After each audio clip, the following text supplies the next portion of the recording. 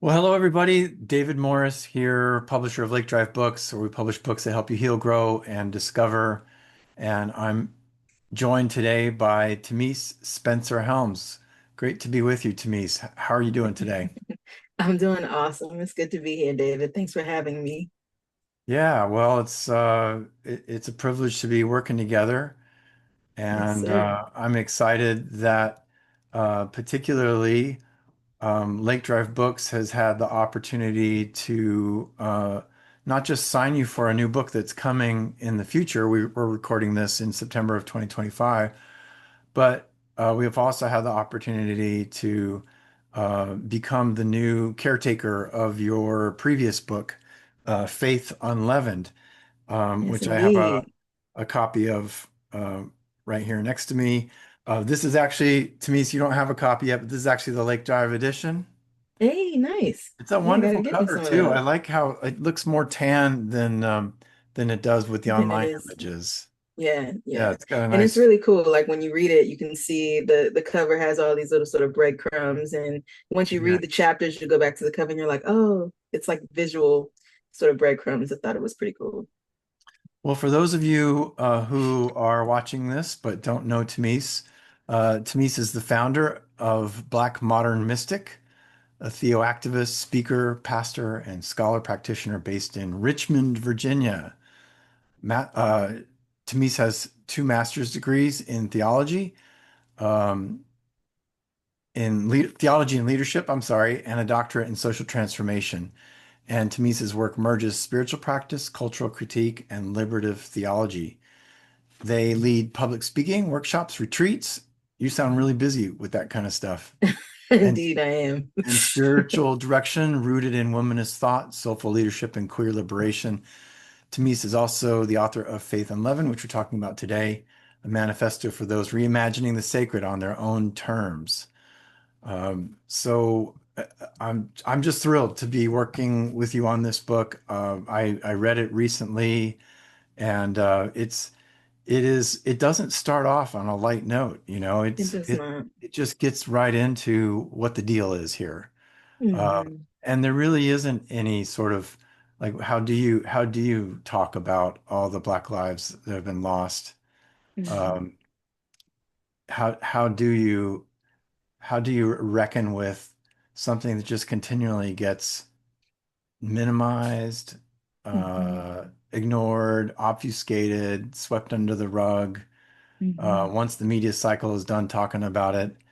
And how do you deal with something where you see very clearly from your own experience a deep, impenetrable pattern that gets Sure. treated like sound bites? Hmm. And that's I got it. I mean, I strongly recommend that anybody reads this book. I appreciate it. It's not a long read, but it will be impactful.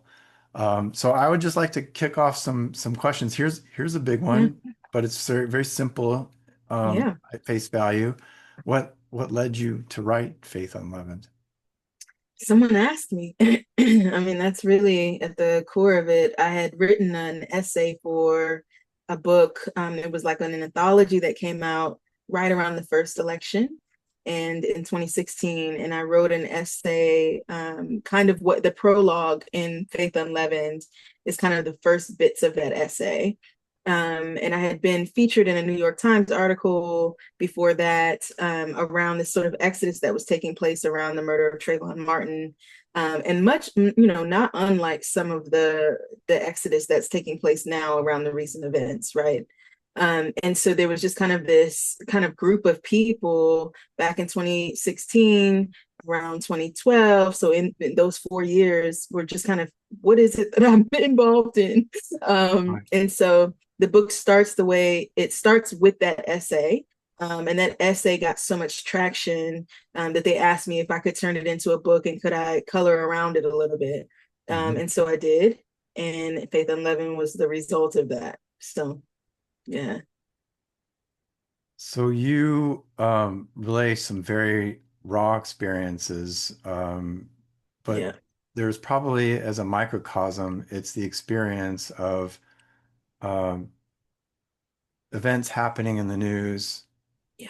whether it's, as the subtitle says, from Trayvon Martin to George Floyd, Yes. and everything before and after and in between. Hmm. Um, but being part of a church where the pastor doesn't address these kinds of things ever Right. in a Sunday morning sermon. And you wrote about how you felt a deep and nauseous sadness that grew more unbearable. Elsewhere, you used the word numb, but it was sharper than that. Angry, but it was deeper than that. I don't know that there's much else to say about that kind of Hmm. thing, but Hmm. talk about what, just sort of fill that in a little bit more. What Sure. what led to that? Yeah, I mean, now hearing you read that back, I mean, the way that I would sort of put a banner over the experience was anguish. It felt like existential anguish. Um, because everything that I had been taught about what was right and real was being confronted by a different message in my lived experience. Um it was almost like the experience of being in the Truman Show or realizing that you're in some sort of odd simulation, to realize that actually what I had been taught about the most ultimate truth of reality had mixed in it disgust for Black bodies. And realizing that this thing that defined salvation, that defined God, that defined heaven, that defined truth, that defined who I did and didn't have relationship with, was all a lie. um, and it wasn't just so much that it was a lie, it was that, like, in order for me to tell the truth, I had to be called a liar. And that was probably the um, biggest shift that took place during that time of realizing or realizing that if I was going to be honest about Black experience, that it meant vitriol and misunderstanding and even mischaracterization by people that were my friends, and people I was doing ministry with and singing songs with and doing prayer meetings with and leading Bible studies and going on missions trips with these folks. And so it was so world upending to begin to even pull on the thread, that it did. It caused a lot of, kind of meet me in the book. You meet me right at the sort of the crux of all of this, where I am just completely despondent.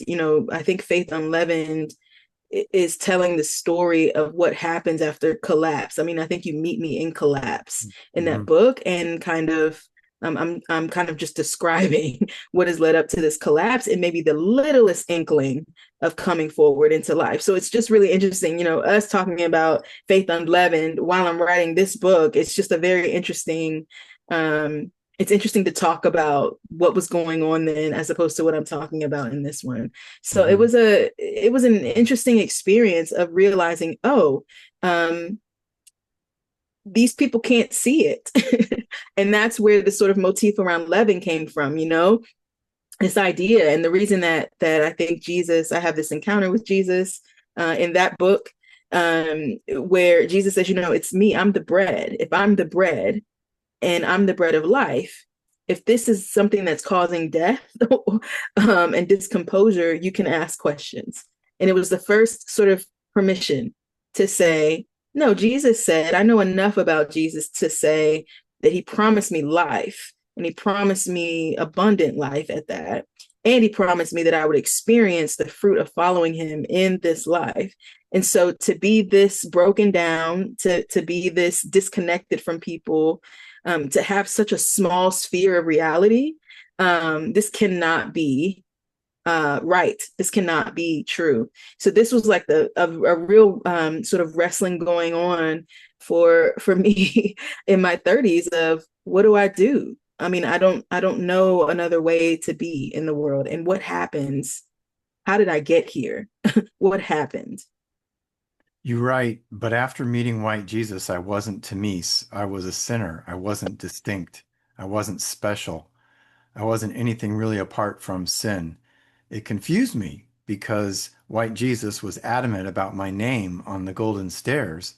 And now I was finding out that he had no use for who I was as an individual. Hmm. Yep. Yeah. Yeah. It was interesting, the now I think it again, and it's so hard to talk about Faith Unleavened in the middle of writing this one because I can see then what I'm making a even deeper point about now. But it was very interesting to say, God loves you unconditionally on these conditions. you know, Hmm. you can be a part of God, but first there's this criteria. And so it really did require a changing and a conversion of who I was before I showed up to this play. Because in the book I write about it was a Heaven's Gates, Hell's Flames play. I did not know that's what it was at the time, but I write about this experience and it was visceral. I mean, I had a visceral experience of terror and fear. My nervous system was ignited. So I was certainly in a place of wanting and needing to be rescued from whatever was just put in front of me. And if that's true and if that's real, then yeah, I need to be saved from this. And so it was a really wild experience because in that experience, it was very much like, if your name is not in this book, you're in deep trouble, to going to like, now that your name is in the book, your name doesn't matter.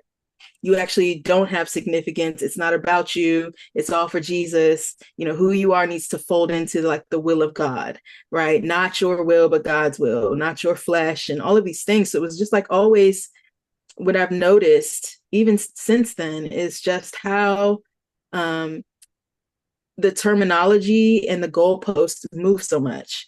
And to me now, on the other side of writing about and learning about how whiteness functions, it's kind of like that's the function of whiteness, is to evade accountability, to evade the mirror.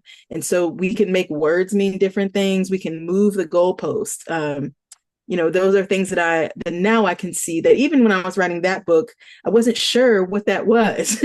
And Hmm. why did I keep encountering all of this cognitive dissonance and this hypocrisy? So Faith Unleavened is less of an analysis of that and more of just the experience of that. Here is what was happening as I was trying to figure out something is not right, and I'm not sure what it is. I think I have a little bit more of an analysis frame this time, but Hmm. like, Hmm. it was definitely an experience of something. How is this happening? And that perhaps is the hardest, bit of, I guess you could say, deconstruction, or however you want to call it. It's just the how is this happening Right. is so disorienting. Well, especially it's disorienting, but it also there's like a certain self and other denial going on that it actually is happening, which Hmm. is why it's so great to have this book because you really go deep into this story. I mean, emotionally, and in terms of like what the stakes are. Uh, Hmm. Hmm. and it's almost like when you're trying to heal from something bad that's happened, you almost have to like write it all out and get it all down. Yes, exactly And right. you're not just doing this for your own therapy. It's like as a black queer person, getting it Hmm. down for the rest of us to read Hmm. is a documentation of something Yeah, vital that yeah, we need this story. And I yeah. hope we keep getting it out there. Hmm. Quickly explain. So leaven is what causes the flour, the Hmm. dough to rise Yeah. in the Hmm. baking process.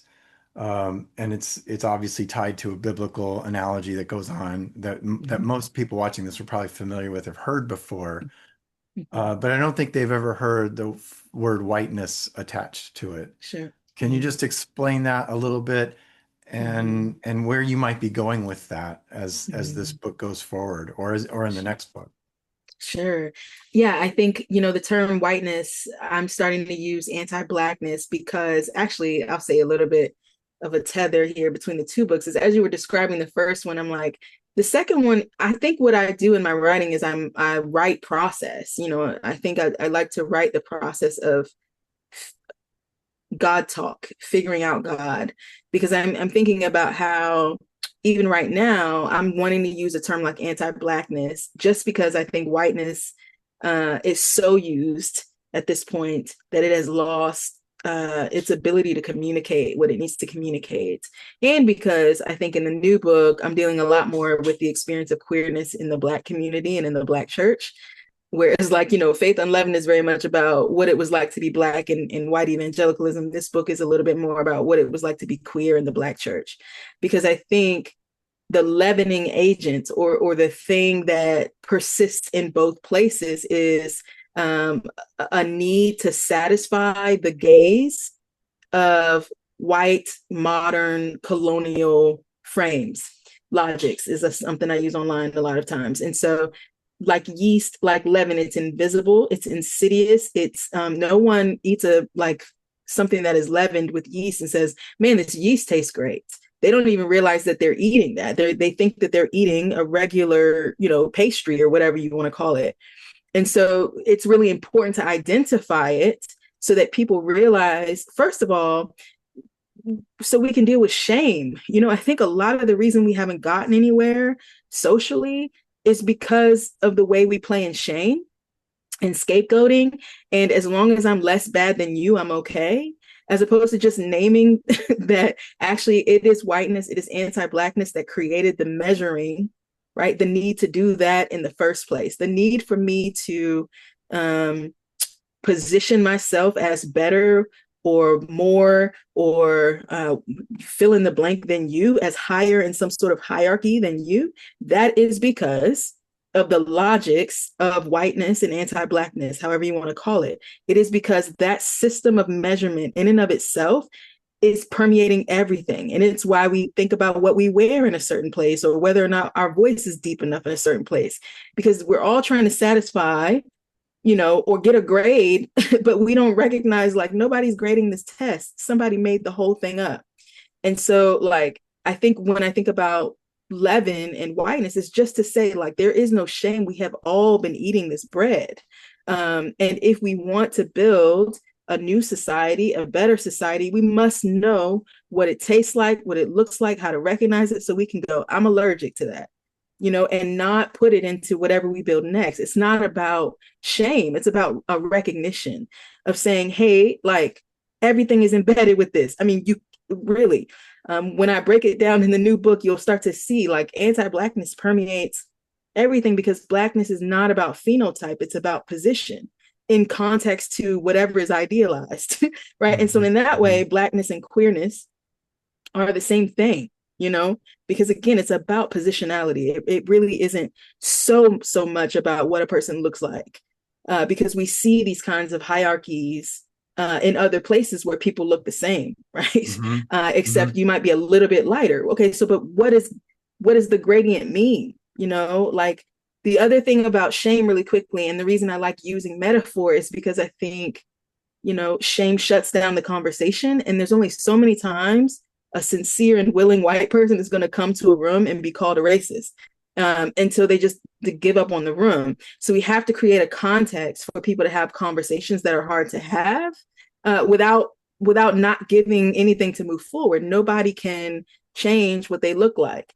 Nobody had a choice in what color skin they had. Somebody decided what it means, right? And we get to decide whether that person's definition is correct or not, and whether we're going to buy into that or not. And that to me requires a different framing around whiteness, because now whiteness has become, it has been coded to mean, white people. But I think whiteness can show up in blackface, and I kind of go into the new book. Mm-hmm. Well, how about this for a final question? Yeah. Let's see how you answer it. In the quote I read to you earlier about white Jesus, after meeting white Jesus, you weren't Tamice, and then you say toward the end, and now I was finding out that he had no use for who you were as an individual. Yeah. How how is Tamice finding out about who they are as an individual today? That's a great question. You know what? Like what I'm realizing is who I am as an individual is a collection of my encounters with people. I think of like I'm learning to think of myself as a relational being, and in the way that like people get mapped onto me and I get mapped onto people. I'm really starting to see myself as a kind of a synthesis of my experiences with individuals. And so in that regard, I feel like people responding to my authenticity, people not running from my shadow, like those people are really good mirrors to me of who I am. And it's helping me to just show up without shame. And it's so interesting because I'm like surrounded by people who show up completely differently than me in the world. But the things that we have in common is like we're not ashamed. So it's just been really beautiful to think about like, oh, I think who I am as an individual has a lot to do with who's around me and who the mirrors are, and then who I allow to define reality for me. Mhm. I think that's kind of how I want to answer that. I don't know if that's a good answer or not, but That's a that's what great I'm answer. feeling right now. It's a nice contrast to like the hierarchy you were talking before about whiteness or anti-Blackness Mm, versus being a collection of voices or a reflection hmm of a collection of voices, and hmm um, uh, having that independence of individuality, but also connectedness. And that's, Yeah. yeah, we don't have good muscles for that in this world that we live. Yes. Yeah, I'm hoping we start to learn to work those. That's what I'm going for in the book is trying to give people permission to exactly. flex that authentic self. Well, everyone, the book is Faith Unleavened. The Wilderness Between Trayvon Martin and George Floyd by Tamice Spencer-Helms. Where can Thanks. people find you these days, Tamice? Well, working on Black Modern Mystic, that's going to drop in January. So first season, we're wrapping up the edits on that season. Got this new Podcast? book coming out, the podcast. Hmm. And then you can check me out at tamicenamespeaks.com. I'm there for speaking, writing, all kinds of stuff. Just find me there. Awesome. Thank you. Thank you.